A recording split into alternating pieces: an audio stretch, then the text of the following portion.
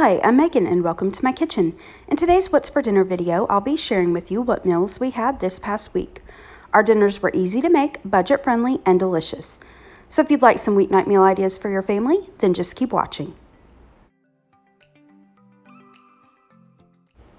For dinner this first night, I made Copycat McRibs. A couple weeks ago, I put up a What's for Lunch video, but I did a throwback edition where I shared my favorite school lunches from when I went to school in the 90s and early 2000s.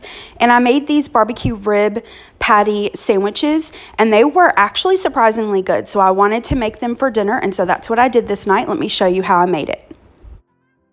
I'm going to start out by mixing together my salad. I got this salad mix from Trader Joe's. It's got kale, Brussels sprouts, cabbage, broccoli in it. It's really good. I find with kale, though, that I like to dress the salad and let it sit for a few minutes, so that's what I'm going to do.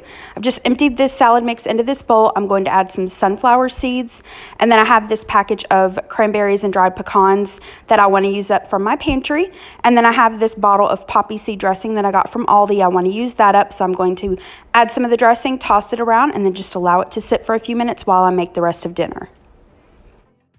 I'm using these Banquet barbecue rib patties. I got these at Walmart. I'm going to cook them according to the package instructions. There are instructions to cook them both in the oven and microwave, which is really nice.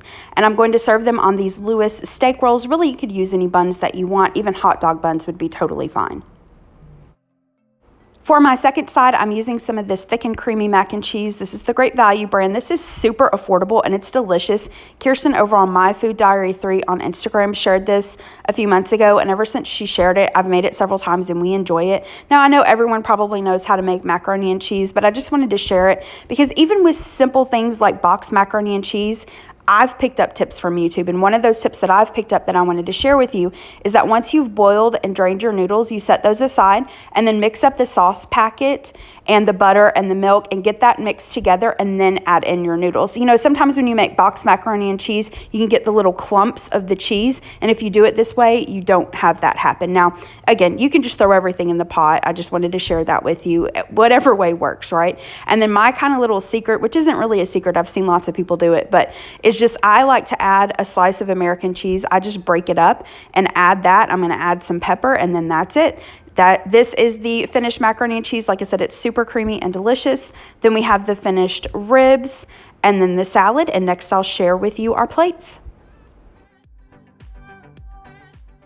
And here's my husband's plate. I have the mac and cheese, the salad, and then for the sandwiches, now the barbecue rib patties are smaller than these buns that I use. So for my sandwich, and my little brother and sister were over this day, so for their sandwiches, I cut the buns in half, and it was the perfect size for one of the ribs. For my husband's sandwich, though, I did like 1.5 rib patties. And then, of course, with McDonald's, they put the slivered onions and pickles. You can do that. I like mine plain.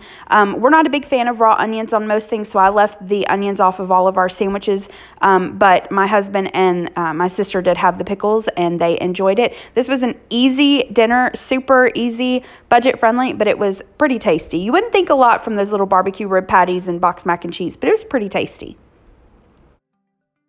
Tonight for dinner, I'm making beef and bean enchiladas. This recipe comes from a food blog called For the Love of Cooking. I'll have it linked in the description box below. I've made several of her recipes over the years, and all of them that I've tried have been super delicious. Let me show you how I made these. I'm veering off the recipe just a little bit. I had some cooked ground beef in my freezer that I wanted to use up, so I'm going to add that to my skillet. You can, of course, use ground beef. I've also done this with ground turkey. Then I'm going to add my seasonings. I didn't measure, I just did it according to taste, but you can measure or do it according to taste. Either way is fine. I'm adding paprika, onion powder, garlic powder, chili powder, cumin, oregano, Badia Complete, some cayenne pepper, and then some minced garlic. I'm going to add all those seasonings and then stir it together. And you could also just use a packet of taco seasoning. That would be easier. I'm adding just a little bit of water. I only added a couple tablespoons, and really the only reason I did that is because I'm using already cooked ground beef. There wasn't a lot of moisture just yet because it hadn't been reheated, so I just wanted to kind of add a little moisture to the seasonings. I'm going to stir that and then simmer that for about 5 to 10 minutes. I have my oven preheated to 350 degrees. I've sprayed my casserole dish with some cooking spray. I'm going to add about 1/4 cup of the enchilada sauce to the bottom of the pan. You don't have to use a lot, and use your favorite. We like the Old El Paso. You could also make your own. I'm going to take my tortillas that I've warmed up slightly in the microwave. I'm going to add a couple spoonfuls of these chili beans. You want to make sure you get some of the chili sauce in there. Then I'm going to add some of the ground beef mixture and then roll those up, place them into the casserole dish, and keep going until I filled my casserole dish. Then I'm going to add the remainder of the enchilada sauce, and we like ours really saucy, so I'm going to use 2 of these small cans, which was about 28 ounces. You can use as much or as little as what you'd like. I'm going to cover this with shredded cheddar cheese, and I placed this into the oven and cooked it for about 25 minutes. To go with the enchiladas, I'm making some rice. I have a Mexican rice recipe that I've shared before on my channel. It's really delicious and easy. I'll link it in the description box below. But tonight I have this package of Spanish rice from Knorr. This was in my pantry and I want to use it up, so I'm going to cook it according to the package instructions. And here's my plate. I served up a couple of the enchiladas with some sour cream and chopped green onions, and then we have the rice on the side. Another really quick and easy dinner and delicious. This next day was Labor Day, so we had my family over and we grilled out hamburgers and hot dogs on the Blackstone. Now, the things that I'm about to show you, I've shared before on my channel. I'll link the videos in the description box below, but let me show you our spread. We have our hot dog and hamburger buns, condiments, lettuce, tomato, and onion. For the burgers and dogs, half of our family likes barbecue sauce on their burgers and dogs, the other half don't, so I always do a mix, some with sauce, some without, some with cheese, some without. I have potato salad, deviled eggs, macaroni salad. My husband just prefers store-bought macaroni salad. I do have a yummy recipe that I've shared before on my channel for an Amish macaroni salad. I'll link that in the description box below. I have some baked beans, and then this macaroni and cheese is just left over from the other night. I just heated it up with a little bit of milk, and here is my plate. This was so delicious. I love barbecued hot dogs and hamburgers. It's one of my favorite meals. To go along with this, I just did a quick and easy dessert. I had a Sara Lee pound cake that I bought on sale at Publix a few months ago, and I wanted to use it up, so I decided to make these little patriotic trifles. I just took the pound cake, thawed it, cut it into small cubes. I made some homemade whipped cream, just used some heavy whipping cream and a little powdered sugar, a little bit of vanilla. You could use Cool Whip to make it easier. I sliced up some strawberries and blueberries and then just layered them in these plastic glasses, and that was it. These were really good. It was very summery. It was just a really good meal, great to spend time with family. That was our dinner this day. For dinner the next night, we ate out. My husband had been craving sushi, and I had been craving latna. So I got some house combination latna. It just has some beef, pork, and shrimp. So delicious. I cannot explain to you how good this was. And then my husband got sushi. He got a California roll, I believe a Philadelphia roll, and then something called a sunrise roll, which was basically like a crunchy shrimp roll, but it also had crab. And that was our dinner this night. Super delicious. Tonight for dinner, I'm making sweet and sour chicken. When I make sweet and sour chicken, I do it one of two ways. The first way, I cut my chicken into chunks, do a cornstarch dredge, deep fry the chicken, make my own homemade sweet and sour sauce, and it's delicious. It's my favorite way of making it, but it's quite a bit of work, and I've mentioned this before on my channel, but I hate deep frying foods, so I don't do it that way very often.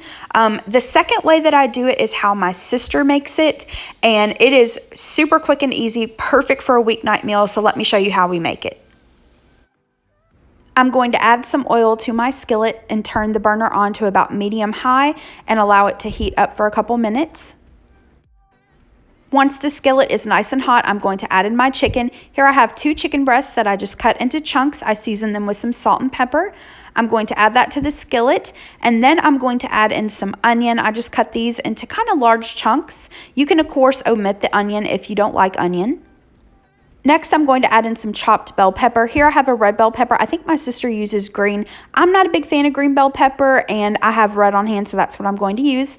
I'm going to add a little salt and pepper, and then just stir that around and allow this to cook until the chicken is cooked completely through and the vegetables are nice and tender. I was going to make some steamed white rice and broccoli to go along with this, but I have this Trader Joe's vegetable fried rice in my freezer that I want to use up, so I'm going to cook this according to the package instructions. Once the chicken's done, I'm going to add in my pineapple. I just have a can of pineapple chunks that I'm going to drain. I'm going to add that, give that a stir.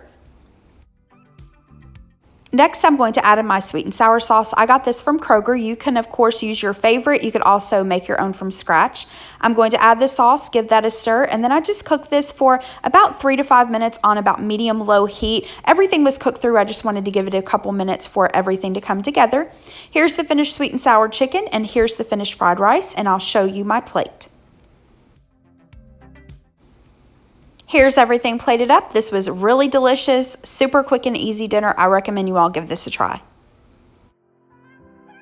I had a box of fish sticks in my freezer that I wanted to use up, so I decided to make fish stick tacos. I may have shared this before on my channel, I can't remember, but I wanted to share it again because it is such a quick and easy dinner. It might sound a little bit weird, fish sticks and tacos, but if you think about it, fish sticks are basically just fried fish, and we have fried fish tacos, so kind of sounds weird, but it makes sense. I've done this also with just like frozen battered fish fillets or popcorn shrimp. Whatever you've got on hand or whatever your family prefers, you can totally use that. Let me show you how I make these. These are so easy. Here are the fish sticks that I'm using. I got these from Aldi. You can cook them in the oven. I like to cook them in the air fryer. I cooked these at 400 degrees for about 7 to 8 minutes until they were nice and crispy. To go along with the fish stick tacos, I'm making some black beans. I'm just using this canned Bush's Sidekick. This is the Taco Fiesta. I just heated these up on the stovetop on about medium-low heat until they were warmed all the way through. For the tacos, here are the fajita tortillas that I'm using. I'm also going to use some coleslaw mix. And then I set out some of these condiments. I wasn't sure what we would want. I have this taco ranch, Baja sauce, some salsa verde, and some guacamole. Here's my plate. I have some of the black beans. And then for my tacos, I did the fish sticks, some of the coleslaw mix, some chopped tomatoes, which I forgot to show in the previous clip, some of the avocado, and then some of that taco ranch. Super easy dinner and yummy.